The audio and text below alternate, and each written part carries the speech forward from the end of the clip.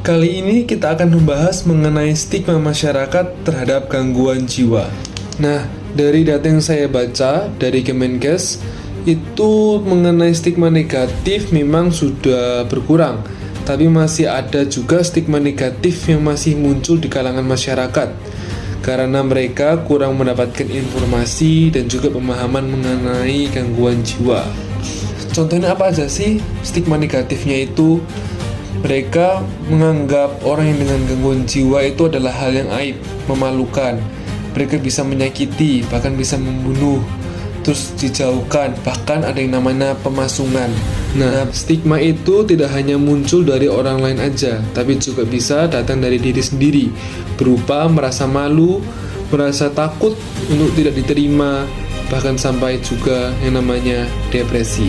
Yang saya harapkan itu stigma negatif ini bisa semakin berkurang ya, karena memang masih ada yang beranggapan bahwa orang yang sudah kena gangguan jiwa itu tidak bisa sembuh, atau mungkin yang sudah menjalankan pengobatan itu sudah nggak bisa produktif lagi. Ternyata yang saya lihat sendiri, mereka yang patuh pengobatan terus dikasih terapi-terapi lainnya itu justru mengalami peningkatan yang pesat dan juga bisa kembali produktif.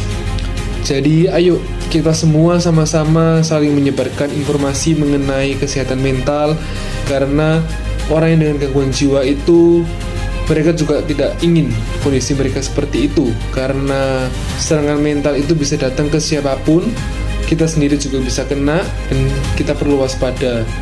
Dan kunci utama kembali lagi mengenai kesehatan mental adalah dukungan dan juga penerimaan, karena itu adalah tangga pertama bagi mereka yang mengalami gangguan jiwa. Anggap saja kita ini seperti kapal, dan orang yang mengalami gangguan jiwa itu adalah seperti orang yang terdampar di tengah laut tanpa makan, tanpa minum.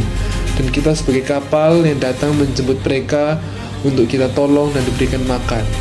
Ayo, kita semua semangat untuk menyebarkan informasi dan edukasi mengenai gangguan jiwa agar stigma negatif ini semakin berkurang.